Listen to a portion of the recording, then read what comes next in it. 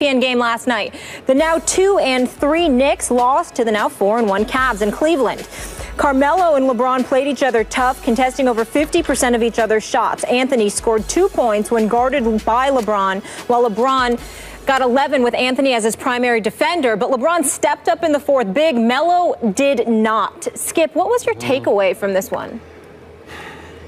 Stephen A., you love you some Carmelo Anthony. I love me some Carmelo Anthony. I know it's still early, but my takeaway last night was I was deeply disappointed in Carmelo Anthony when it mattered most. Head-to-head against LeBron James, who was mightily struggling with his shot, Carmelo came up very small for a Knicks team that I think is pretty good, or let's just say not bad. They're way better than I thought they were going to be. Are they a contender? No, they're not a contender. Could they make a little noise, maybe make some kind of run at the 8th playoff spot? Maybe. I kind of like the team. I like Porzingis. I think he's not going to be a bust. I'll go that far this early. He's 20 years of age, 7 feet 3 inches tall. He's just so long. He's skilled. He's not afraid. Just a baby, but he's got high basketball IQ. I think he's not bad. And I watch these other, Langston Galloway, you've brought him up. He's not bad. Kyle O'Quinn's not bad.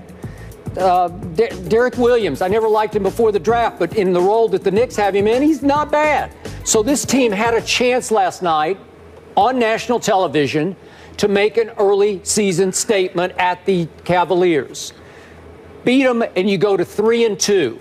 So you're 1 point down going to the fourth. You actually had a big lead in the game, but that's okay. You're just one down.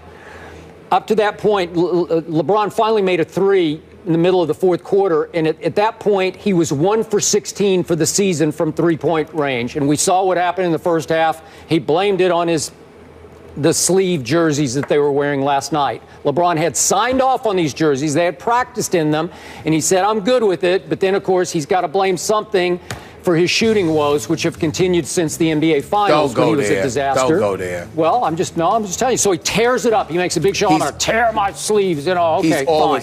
He's always complained about those sleeves. He practiced in them, and he signed off. He told the league, I am good with these. So whatever. Because the league wanted him to play them. Okay. Wanted him to wear them. All right, but the point is, he was struggling mightily. You've got him on the ropes, and you let him off the ropes because in the fourth quarter, Carmelo goes 1 out of 5. He does not get to the free throw line.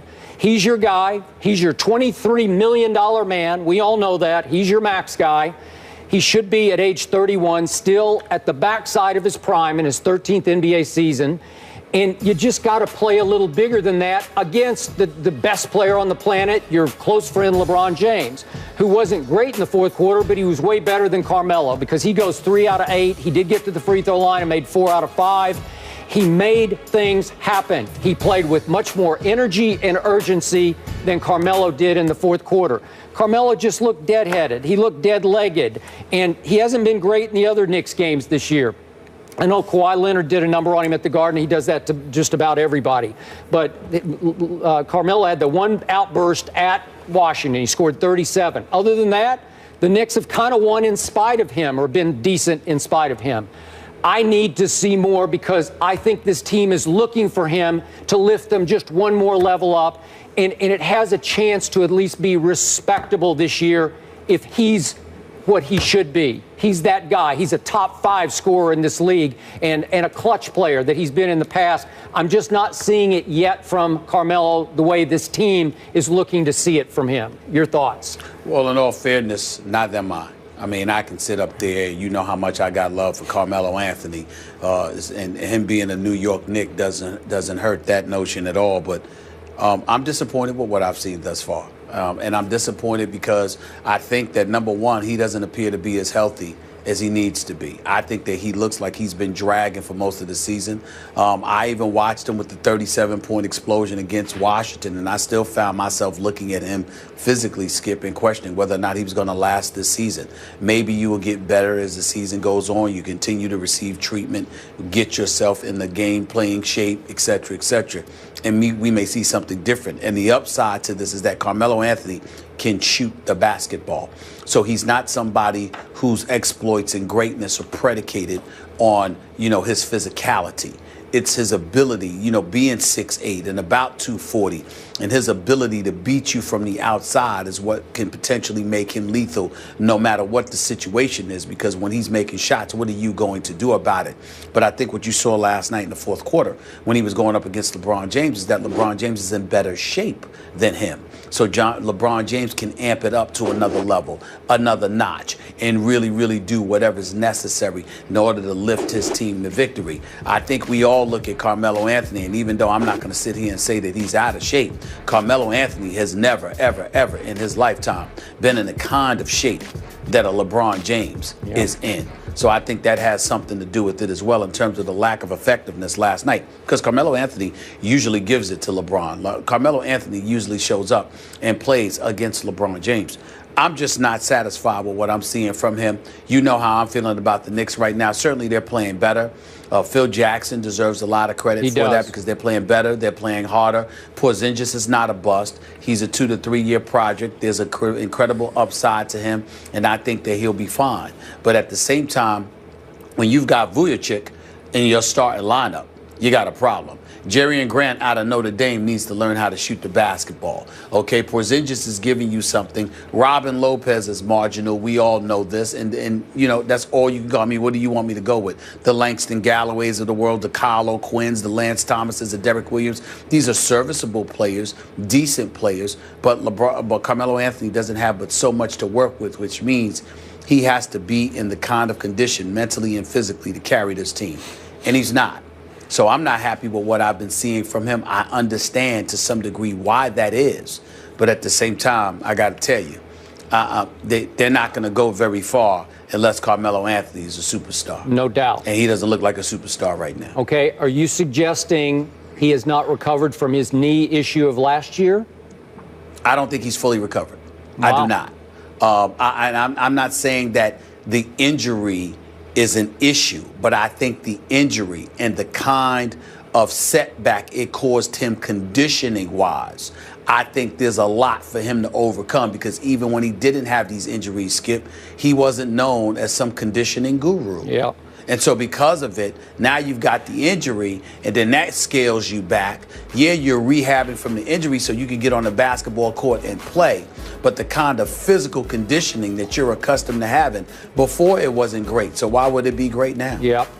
Stephen A., my fear, and I'm hoping against hope this is wrong, but my fear is that Carmelo has been beaten down by such losing with the Knicks that they've lost so much that he's starting to lose his love for playing basketball, where you just get so tired and you look around at the 20-year-old next to you and the guys you just listed and you're saying, we don't really have a chance. So you lose some heart for it. You lose some zest for going out and competing every night, because you start to think, even at my greatest, I can't lift this team up. Well, let's put it in let's just put it plain and simple. Carmelo will never admit it because he's too classy to do so. But he knows this team is subpar, to be kind. He knows that. He knows he's not playing with a championship, a squad with the potential for a championship. But at the same time, Carmelo loves his money. In an ideal world, he would love to make his money in New York City while they're winning. In a less than perfect world, he'd love to make his money while he's winning, even if it was someplace other than New York.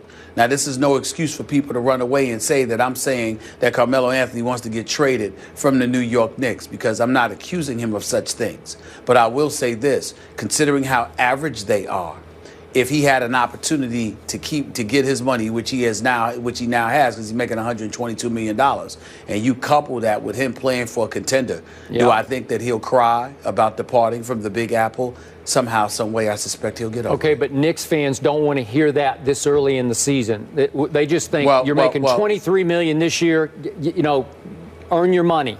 Just earn it. Which is why he won't say a word about it, and he probably ain't even thinking about it because it's too early in the season. Not to mention the fact that they do look better than they did last year. Yep. But at the same time, they're just not a championship contender. And when you're in a weak Eastern Conference and there's debates as to whether or not you will even make the playoffs, you are the epitome of sorry. And it just comes down to that. So that's a reality that he has to deal with. He wanted to take the money. He got the money. Nobody can knock him for that.